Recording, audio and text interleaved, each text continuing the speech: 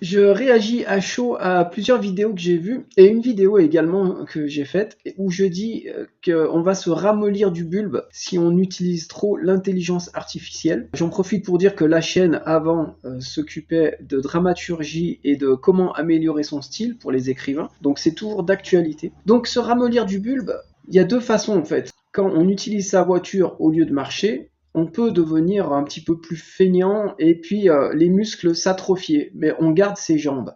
Quand on n'apprend pas cette table de multiplication et que l'on utilise sa calculatrice, c'est pas exactement le même phénomène. C'est-à-dire que c'est un petit peu comme si là on perdait ses jambes. C'est-à-dire que c'est pas simplement que l'on devient feignant, c'est que l'on n'accède pas aux mathématiques. Si on ne connaît pas ces tables de multiplication, on n'accède pas aux mathématiques. Et de la même façon, quand on va utiliser l'intelligence artificielle, il y a de la flemme qui va apparaître, mais il y a aussi un autre phénomène, c'est-à-dire qu'on risque de ne plus accéder au raisonnement.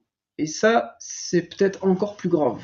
Donc, d'utiliser l'IA un peu trop souvent et sur des tâches où on aurait besoin de réfléchir, ça accentue la flemme, mais ça nous fait perdre des capacités cognitives.